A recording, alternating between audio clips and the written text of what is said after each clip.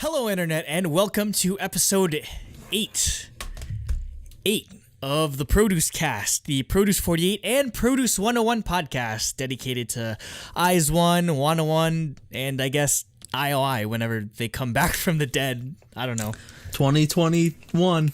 It's the 5-year anniversary. They're doing a tour. I'll fly to Korea for it. That's a lot sooner than like you think, because it's already 2019. They said 5 years. Yeah, so. Yeah, it's only 2 more years. 2 more years, I'll go back to Korea for an IOI concert. Okay. I'll be 30. It'll be okay. You'll get to cry. I got my ice cream cone light stick. I'll bring it with me. You'll get to cry to when the cherry blossoms fade, just in person. Downpour. God, downpour would kill me in person. Okay. If you want to keep up to date with what we're doing with ProduceCast or the rest of our content, please be sure to subscribe to our YouTube channel at Truly Daebak. Follow us at Truly Daebak on Twitter. Or if you prefer to listen to the audio version, please find us on SoundCloud at Truly Daebak or at Daebakcast, which is where it's under. You can listen to us on SoundCloud, Stitcher, iTunes, and soon to be Spotify. We're working that out eventually, sometime this week. It should be up. Yeah, I think. Yeah, hopefully in the next week or so. Assuming after you hear this. Yeah, assuming Spotify gets is not as complicated as it seems to be. That being said, as always, I will introduce my co-host here. He is known as the IOI Master, aka the biggest IOI fan in the world, Nathan Swisher. I want to be a cat. That was the only English lyrics on the entire album, so. I guess, but I think. No, there was a lot. That was the only English I noticed. I mean, other than there's just random. That was the only thing that was worthy of being said as my English lyrics. I want to be a cat, definitely. Nate confirmed furry. God, no. And for those that are joining us for the first time, I am Andrew Lee, and I am the host of the ProduceCast. I usually do some type of talking point beforehand. Usually it's something not so serious, but in this case we kind of have to discuss something kind of serious. Before, earlier last month, it's not necessarily having to do anything with AIZWON or 101 necessarily, but I felt like it was worthy of bringing up anyway. So there's a member of NGT48 named Yamaguchi Maho, and there's been a huge controversy, sort of scandal sort of thing regarding her assault, and the management of NGT48 just essentially trying to cover it up, because apparently it might involve other members of NGT48 possibly orchestrating the assault against her. She was assaulted at the apartment that they live in and everything, so it was just this huge ordeal. It happened late last year, and she sort of was radio silent for a while, but then on Showroom, which is their V Live, she just broke down crying, and then she had to apologize on stage for worrying the fans, that sort of thing. So it's a huge mess right now, and the fans, 48 Group fans, are just in a huge outrage right now over how management has been treating Mahon. So I don't want to bog it down too much, because 48 Talk already did a really extensive topic on it regarding their thoughts and just more information. So we'll direct you to their video if you want to hear more about it. But I just want to let some of you guys know that are mostly AIZWON fans that haven't been keeping up yet, that this has been going on, and it's really important for everyone to know, because this is bullshit. It's complete and utter bullshit what they're trying to do to Mahon, because she never deserved to apologize at all.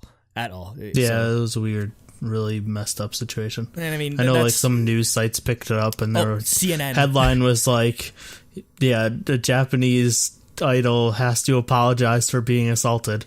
Yeah, it's that's a good short thing explaining how ridiculous this is. Yeah, and it sadly it gives a really bad impression for people that don't follow the industry. Yeah, just the nonsense they have to deal with. But they're not really giving themselves any way out of this, unfortunately. But again, I don't want to talk about it too much, because we want to talk about happy things like Suki to Iwasetai, which is the first topic of this review episode. So Nate, I'll give you the reins for the review. Yeah, so Andrew's going to make me butcher all of the names of these songs. Hey, you need to. But yeah, we're going to Tokyo in like 2 months. You have to practice your and Japanese. I don't plan on saying anything in Japanese. But no, so for what we did, we basically just merged all the different versions together and made the list of the 5 songs that are actually on the combined albums. So if you don't know, there's A version, B version, and then group version, or like a version that there's a Wheeze one, and then also individual versions. Those all have the same song, but the A version has the first 2. All of them have the same first 2 songs, and the third song is different. So that's why we just have 1, 2, and then we have A, B, Wheeze one version. Just to preface this might set like a world record for how many different goddamn versions there are, because there's A version, there's B version, there's the group version, and then each of the individual 12 members have their own cover. So technically speaking, there's 15 different versions of Suki to Iwasetai, and I'm a madman, and I'm going to collect them all one day. Why didn't you just buy the box set? Oh, it's only like $100. I don't think the box set wasn't as far as I know. The box set wasn't available because it's tied. The box set's tied to like event tickets. Like if you buy the box set, you get an immediate handshake ticket, which is why like they're trying to incentivize people to buy the box set. And I mean, I would, I totally would. Like if I had a chance to buy the box set, I would. But I mean, we'll just find out. I'll probably end up picking them up when we go to Japan, because I'm sure they'll be in the stores everywhere. Yeah, I'll probably buy my biases versions then, if we can find them. But I just bought the group version plus A and B. Mm-hmm. Okay, well, let's get to this review of Suki to Iwasetai. And that is the first song, which is the main single of the album. And for me, I think it's a great mix of synths and acoustic guitar. It's weird. I called it. It's the opening, but I called it the instrumental pre-verse because it's like the intro. Opening part. Just call it an intro. But they reuse it before each verse. Like it's not just the intro. It's the pre-verse or whatever. But I love it. I think it's simple, but it's a really catchy melody. Mm-hmm. It's not too overly complicated, and it's just really catchy. What I think I liked about this, it seemed like they took a more Korean style approach for line distribution. Like I was expecting it to be a lot more group vocals based on like normal 48 group type stuff. But outside of like the chorus, which you expect to be group vocals, like they actually did all have individual parts and then like duo parts. So I liked that. I think the chorus to sort of explain that, they actually Akipi literally just he went in order of what their ranking was. So did he really? I didn't notice that. It goes Wonyoung, then Sakura, and so on and so on and so on. And so yeah, that's how they organized who got the vocal, just like the line distribution or whatever. I'm just like, there's so funny. It has nothing to do with like how good they sound for each part, like they usually do. He's just like, you guys already have numbers, just do that order. Yeah, it's really funny. I love the chorus. It's perfectly catchy without being annoying. It's just so good. This song like really surprised me how much I liked it. There's one thing I noticed that's kind of weird though. During the lead up to the chorus, and then also maybe in the chorus, it's not as noticeable. I'm not sure if it's there. There seems to be like a male voice. I'm wondering if it's like the guide vocals, or it's either a male voice or it's like super distorted. Or no, but it's like layered with their vocals. I heard that too. You did? Okay. No, it was. It's like they had like a background, like they had a background chorus, doing like the ooh, like that sort of thing. So yeah, they basically there was like male vocals doing. The harmony of the do do do do do do do do do do do do, like that part. So which isn't something you hear in K-pop necessarily. Yeah, it sounded wrong to me. Like I didn't mind. It didn't ruin the song or anything, but it was just hearing that I was like, that's weird. Like that's not something you'd ever hear or everything I'm ever used to. But yeah, it was just something I definitely noticed. As for like the music video, it's it's fairly low budget, but it's really good for how low budget it is. Like, the use of colors is amazing. The styling is great. There's pretty much just 2 sets that they dance on, and then like the set where they're just sitting around singing.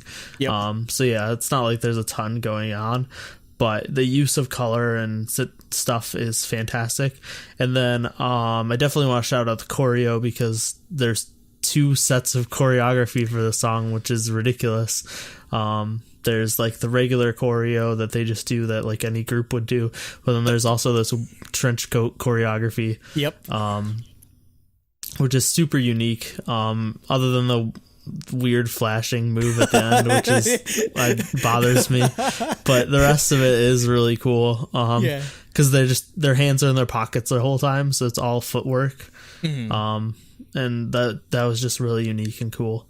But even the regular choreography was memorable. So yeah, I thought this was a fantastic debut for their Japanese music. I liked it a lot more than I thought I would. It's not as good as La Vie en Rose. Yeah, I wouldn't be able to. It put was going to be hard to beat that song. Yeah, like it'd be hard to top so it. good. Yeah. And obviously I lean towards liking the K-pop style music more anyway. But this was fantastic. So I was following this song, like, because the Japanese release structure is much different than how they do it in Korea. Like, usually you don't know what the song is until you see the music video. Whereas in this case, Suki to Iwasetai was revealed on Countdown Live, New Year's Countdown Live, which is like it's kind of like the New Year's performance sort of things, kind of like New Year's Rockin' Eve here in the US. So they performed it there. And then it took so long for the music video to come out and everything. But when I first heard it on New Year's Countdown, I enjoyed it. But I'm just surprised at how much it actually ended up growing on me over that month or so since it dropped, or they first revealed it, because they only did the short version, so everyone was like, oh, what's with the line distribution or whatever. But like, because you rarely do full versions of songs on like live Japanese performances, you only just do it. That's why they're so insistent on releasing PV or like preview versions or whatever, because like they like to shorten the songs for live performances, or they just want to get a lot of acts in, that sort of thing. But I mean, I'm still surprised at how much it grew on me. As for the production of the song, you can definitely feel it's a Naki P song. Definitely feel that. It kind of like, to draw comparisons to like other songs that I've heard from him, particularly the 48 Group songs, it sounds like an interesting hybrid between Teacher Teacher and Sentimental Train, in the way that it has like this sort of EDM build up, but it utilizes a lot of string and piano instrumentals in the throughout the song. Also, just the emotion the song brings out sort of reminds me specifically of not the 48 groups, but the 46 group. So like Nogizaka or Keyakizaka 46. Like, though the music that they end up doing is a lot more. Because I feel like just in general, just to like just overview. Like AKB48, etc., the sister groups, they tend to be a lot more happy-go-lucky as opposed to just like serious. Whereas Nogizaka and Keyakizaka do a lot more serious and emotional music. So I feel they're actually more in line with their with like Nogizaka and Keyakizaka's music than the actual 48 groups, which is fine with me, honestly. And it makes more sense. I wouldn't feel it would feel weird for them to sort of like ham-fist AIZWON into sort of that mold, just because I feel like it would be weird with the members, or just be weird. It'd just be a huge rubber banding compared to like what we get from Korea and what we get from Japan. If they were just to do like, oh, serious, kind of like sexy songs in Korea, and then, oh my God, what happened?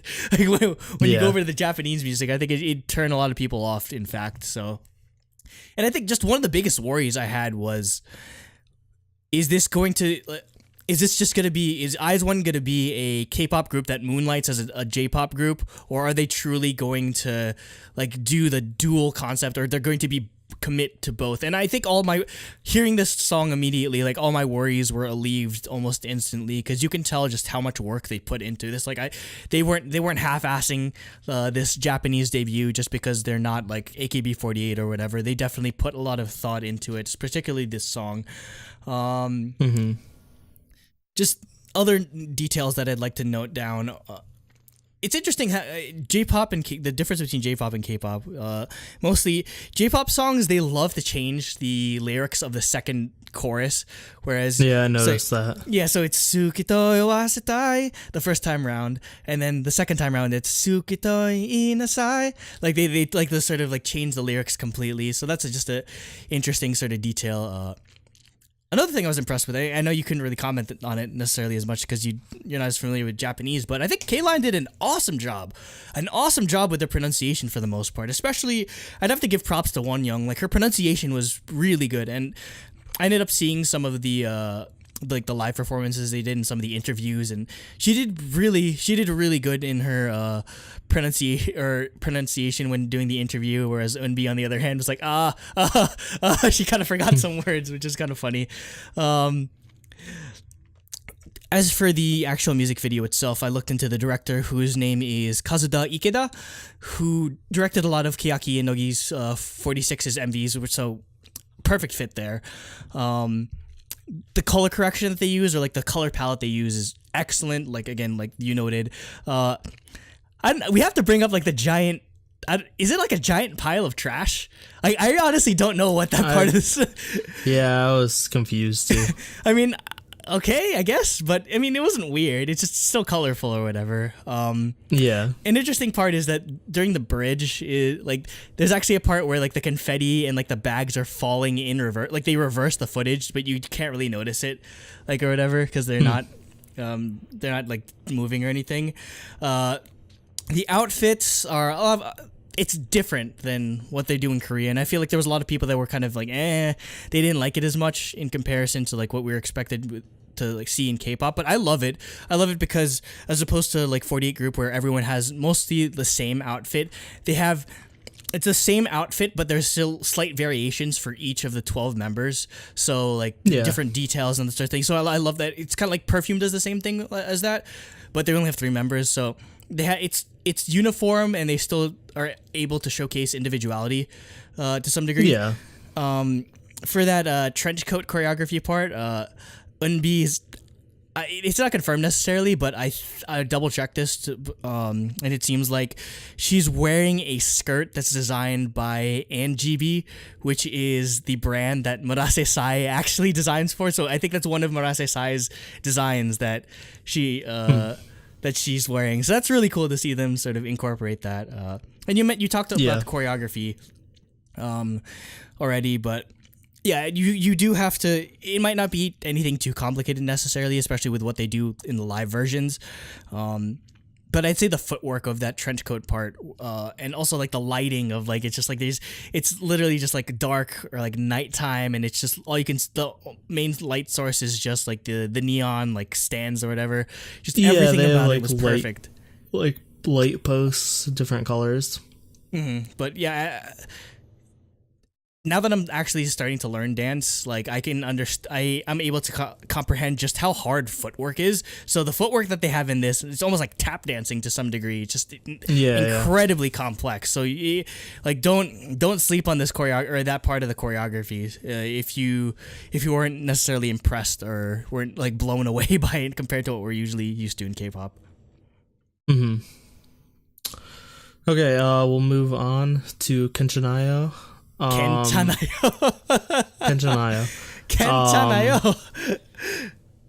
But what does this mean actually before we get started? Oh god, Kenchanayo. I'll look at the stage 48 thing. Do you not know? Yeah. Okay. Because this is also a Korean word, so I'm wondering if it means the exact same thing. Yeah, it might be like another one of those situations where they have the same meaning. Yeah. But it's just like, or it just carries over like, into Korean. Kenchana is something you say a lot in Korean, like Kenchana. Kenchanayo. It's like, I'm okay or I'm all right. Yeah, sort of it's thing. the same thing. Yeah, so Korean. it's probably another one of those Kenchanayo. like borrowed words sort of thing, kind of like arubaito, like that sort of thing. It's an interesting sort of choice for how that happens. Yeah, because the yo is the like semi-formal version, but like kenchana is I'm okay. Kenchana. Yeah, exactly. So I was just curious if that meant the same thing as it does in Korean. But yeah, for the song, it has an awesome guitar part throughout. It's very funky. It reminds me of a Day 6 song almost. At least the guitar part. I think the pre-chorus builds in a really fun way that matches the song well. The chorus was a little like just it was pretty basic. Based on the rest of the song, I kind of wish it was a little bit more complex and just more. I don't know. The rest of the song I like a lot, but the chorus was just a little too bland. But I think the post-chorus is probably my favorite part, like with the instrumentals and the vocals following the same melody. Yeah, and it reminds me of something, and I cannot remember what it reminds me of. I can't think of it. It kind of just reminds me of like, I don't know, not to say surf rock or whatever. It's just like it's got that kind of feel to it. I think. Yeah, exactly. But yeah, I think that's easily my favorite part. Also, I wanted to shout out, like, I actually like the whoa part. I thought it was like cute and not overused. But that was definitely something that I could have imagined being annoying if they used it too much. Mm-hmm. But I think they did a good job with that. On my end, yeah, I wouldn't say I'm necessarily, it blew me away or just disappointed me necessarily. It was all right, definitely. I kind of wish that the chorus was a bit more interesting in that sort of degree, but I mean, I'm a lot more acclimated to 48 group style song, and this fits right in with the kind of music that they make, or the album or the coupling songs. That's what the term we should actually use, because these are called coupling songs. That's not technically not B-sides. That's a term that they utilize in 48 group. So yeah, it's this kind of style. Would both songs that aren't the single be called that? Basically. Or is it just the song that's on all the albums that's not the single? I'm not sure exactly. Maybe it's like anything with a unit could be a coupling song, or I don't know. I haven't figured that out. So then this one isn't. Because this is the group one. I don't know. I really don't know how it works. Because usually how 48 group songs or singles work, it's just the first one. The single is just like the main like senbatsu, and then, the single, and then like the B-side tracks would be one unit from like Team A or Team K or whatever, etc. So you usually don't get two full group songs on a single like this before. So yeah, it's not really. This is uncharted territory at this point. So I guess we could consider it a coupling song. But I do. I like how fun the song is, and the guitar parts are definitely a catchy part of the melody. So, I mean, other than that, I mean, I wouldn't have much else to say, because I guess it didn't stand out as much as Suki to Iwasetai did, not by a long shot, unfortunately. Yep. Yeah, I think this is probably my least favorite song, but it's not. I still like it a lot. Next, we have Gokigen Sayonara. Good pronunciation. Which is the A version, I guess coupling song is the term. And this is the more dance-focused unit. This song was definitely more dance-focused than the other one. But yeah, overall, I love the synths all throughout the song. I like how they had like a chiptune style. It reminded me of like Lovely's style instrumentals. So I enjoyed that. I love the stuttering part in the chorus. I thought it like, it was really cute and it really fit the song well. And with that, the choreography fits it really well. With all the different intricate hand movements that they do. Like it fit that stuttering part really well. So yeah, I thought the choreo was really good too. The only negative I have for the song, it's a really minor one, is just the pre-chorus auto-tune part. It just kind of like, it's pretty harsh because it's from like 0 to 60 in terms of auto-tune for the song. Like, they're just singing and then there's just like a couple lines that are just 100% auto-tune. I don't mind it. You know how I feel about auto-tune though. It's just, but it goes well with the chiptunes sort of thing. That's why I think that's why they implemented it though. You can't really, it's hard not to do like an electronic, like video gamey soundtrack with at least some element of chiptunes. Like, I mean, yeah, I don't know, but they were like, they're just singing so well and so good, and it's fine, and then that comes out of nowhere. That's actually, I don't know. I didn't like it. You don't really hear that much autotune, just in general, like J-pop, unless it's specific groups that use autotune, obviously. But I mean, outside of 48 group, I haven't heard autotune in a while. But I thought the choreo was great. Music video was understandably lower budget, like it's not even the main single for the MV, so like it's understandable that it got lower budget. But I did like the surprise switch to the black outfits during like the first chorus. Like they start singing or they start doing choreography in like colorful outfits, and then it switches to the black outfits. So this is a unit single. Which contain so how they do it. Again, it's usually they'll have like a couple of members and that sort of thing, which I'm guessing is going to be their MO going on whenever they do Japanese singles. So the members involved in Gokigen Sayonara are Wonyoung, Yujin, Eunbi, Hyeon, Chaewon, and Hichan. So that's why the unit singles, or this is the coupling song for version A, which is why it gets an MV. And for those that are, again, brand new to like how AKS does, or like how they do it with 48 groups, the release is the CD DVD is the only place you can see the full version of the music video.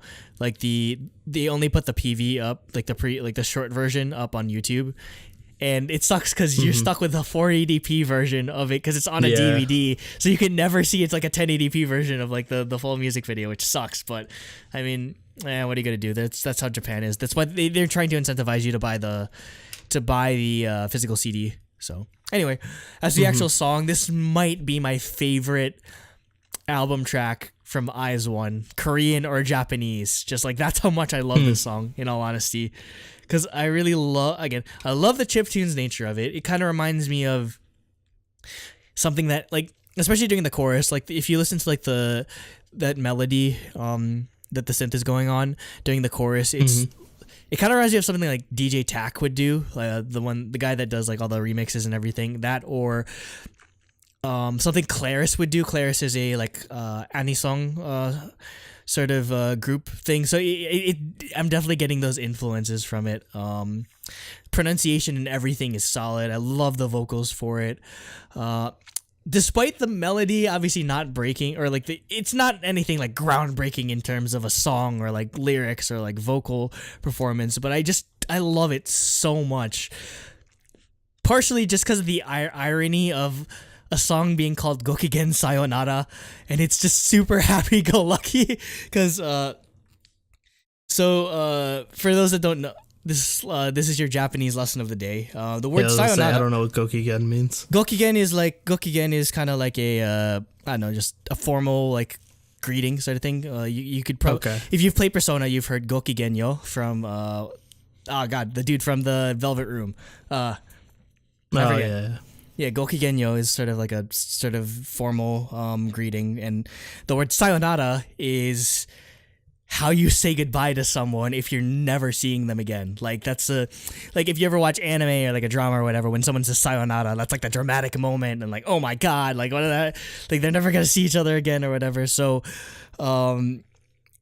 that's why it's really funny that like the song, it's like a happy dance track. It's like, bye, I'm never gonna see you again. Maybe it's a horrible person. Yeah, maybe it was a horrible relationship, because it's like listening to the lyrics and that sort of thing.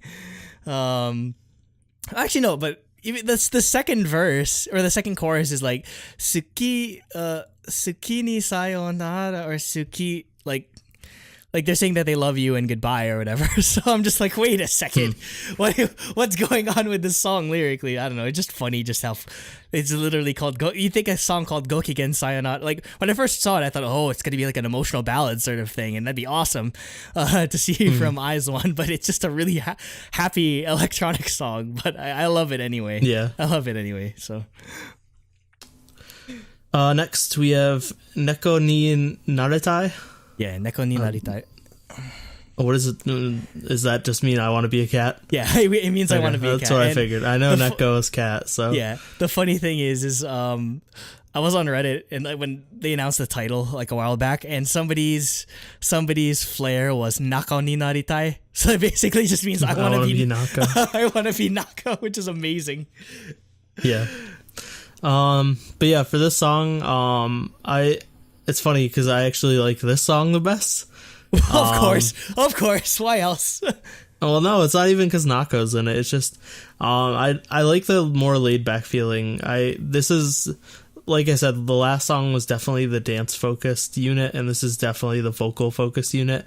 Like Yuri being in this, Yuri made this song for me. Like. Just her vocals are outstanding, and I thought it made the song. I really like the repeating melody of the instrumentals, just being like more softer, and like the song being much more focused on the vocals themselves, where the instrumentals kind of took a backseat.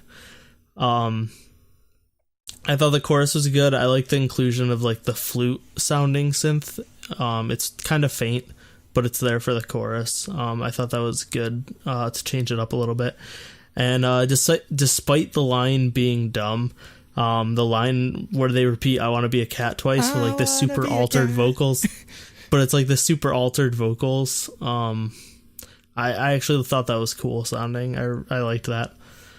As for the MV and stuff, I like the retro feel, both the setting and the outfits. And then it helped that, like you said, we only get a 480p version, so like it made it feel even more retro because it was standard definition. So like I thought that actually added to it a little bit because they were clearly going for like a retro feel with the outfits and stuff. Also, I thought it was funny that they made the unit be all the short members so that Neko doesn't look so tiny. Yeah, because you can't have I was one like, hey, she Nako looks kind of normal size in this these dance performances. It's always just funny, like they have to think of like, okay, we can't put Nako and Wonyoung together whenever they do like formations. Yeah. So nope. I thought the choreography is cute with all the cat movements. It's not as good as Gokigen, but like I said, that this is the vocal song where that was more of the dance song. So that's understandable that this choreo wasn't as good. But yeah, I like this song a lot. I liked how chill it was. I'm surprised you mentioned at no point that it's a tropical house song. I was just like, damn it. When I first heard it, I was like, oh, great, this is going to be Nate's favorite song easily. Whereas everyone else in our Discord, oh, by the way, please join our Discord. It's just like, it's mucho not as, what, did everyone hate it? No, Aiden was like, it's Tropical House, so we immediately just disregarded it. Yeah. But it's chill Tropical House. It's not like... yeah, I don't mind it. It's not like card style Tropical House. Yeah, I don't mind it, and I'd say it fits well with the sort of vocal performance that they're going with here. I just love the absurdity of both this and Gokigen Sayonara. Like, okay, they made a song with a sad title have a happy thing, and I Want to Be a Cat just sounds like it's gonna be some really happy-go-lucky song, and it's freaking Tropical House. Like if you switch the instrumentals of the two titles, I wouldn't be any the wiser. But it's just so funny that they're making this like a Tropical House song about wanting to be a cat. I mean, okay, I'm not questioning it, but okay. The members involved in this are Sakura, Yena, Yuri, Nakao, and Minju. I just say the main thing I wanted to put across with this song is I'd say it's very tasteful considering the the topic at hand here. Like you could get some really like cringy ass like nyan like or something like that. Yeah, like, yeah, exactly. Like, you know, this is Japan, obviously. Like, and you know the type of market that they're going after, like the otaku, idol otaku market. So it would appeal to them. But I mean, it was very tasteful. If you told me this was a like music video wise, if you told me this was a K-pop music video, I wouldn't be any the wiser. Though it's really just them. It's not much that's going on. It's literally just them in like Shibuya, like just on like some rooftop in Shibuya or something like that. The outfits are pretty nice though, and I'd say for me this song was made by Sakura just because, again, like I feel like the girls from AKB get a really bad rep when it comes to dancing or whatever. And again, obviously the choreography wasn't anything too crazy here, but she did a good job fulfilling the center position. Yeah, obviously because she did a good job. Obviously, because she's been center like for years now, so it's nothing new to her. So it's a good idea to put her as the center for this, and much in the same way like for Gokigen Sayonara, like I don't know, like Hichan sort of stole it for me. Sakura steals my attention in this one too. Obviously pronunciation's all right when it comes to like the Korean members. But again, I'm still just impressed at how you could tell how much work they're putting into doing it properly, or just trying to learn enough or get the pronunciation correctly just so they can succeed in the Japanese market. So I definitely appreciate the effort that they're making in that field. And finally, I'm totally pronouncing dance in English because it's an English word. Dance. No, it's dance. Dance wo omoidasu sumare. Sorry. Omoidasu mare. Okay, yeah. Is that right? When you see wo in Japanese, you just pronounce it like o, like the W. So like, dance o omoidasu mare. Dance o omoidasu mare. Yeah, I got the omoidasu mare part right. that's all I cared about. That was the part. Right. That was well. I'm not pronouncing dance like in Japanese. It's English. It's dance. It's all in katakana, so that's how you're supposed to pronounce it. Nope, it's a dance. Well, I have it written out in like our alphabet, so that's why. The English translation is like until, I don't know, it's like remember the dance, or like until I something with the dance or whatever. Thinking of I don't know. Rough translations. Yeah. I thought this was interesting because it starts out with like the pretty intense start, and it leads into a more chill verse.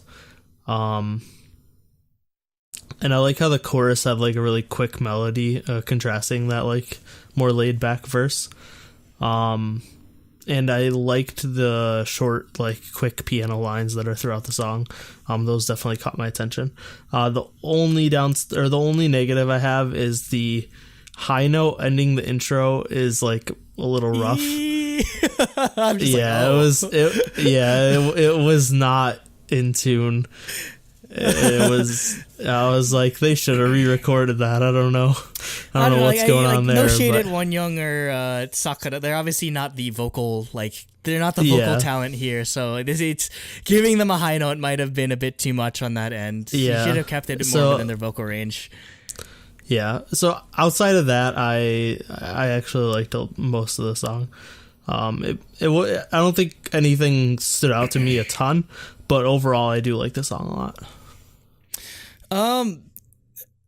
The actual like genre or style of the song kind of reminds me of something like from Persona, just because they love in Japan or whatever, like even outside of like 48 groups, like even whatchamacallit, like Morning Musume kind of goes into like the sort of like retro disco sound. Like I don't know, like Japanese disco was like a thing or whatever, so maybe that's why they sort of love pulling on that influence. So like the do do do do do do do do do do, like that sounds straight out of like disco or like straight out of Persona. Like I should do a mashup of this and like the Persona opening, the Persona battle theme.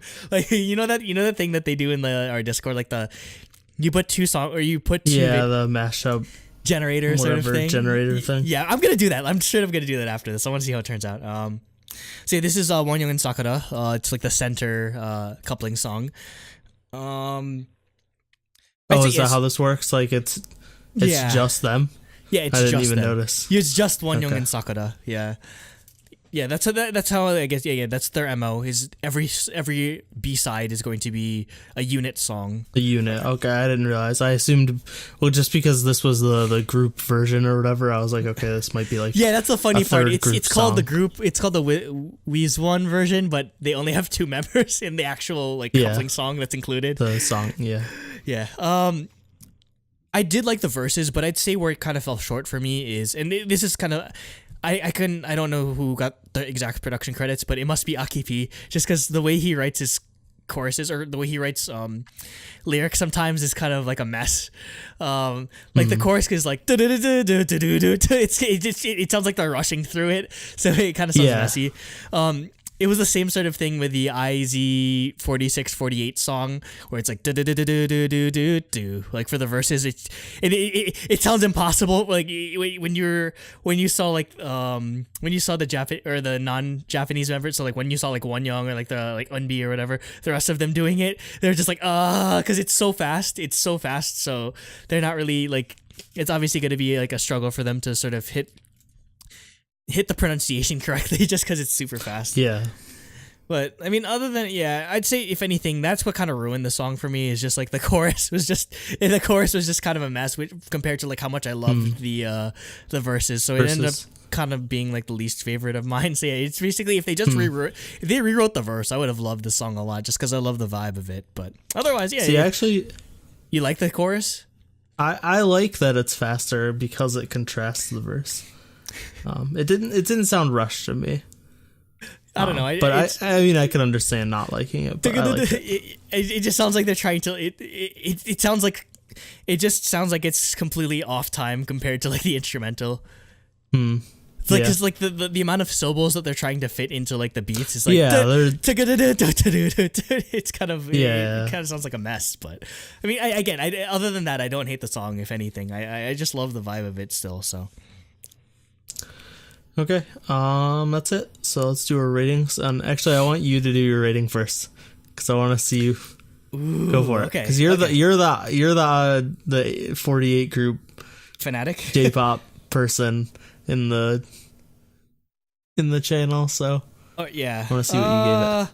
I mean, I don't want to steal 48 Talks. I mean, I only know so much compared to them, but I guess I am. Well, I just mean for like our channel. You're the person of Truly Daebak. I'm the J-pop. I'm the J-pop expert. Stuff.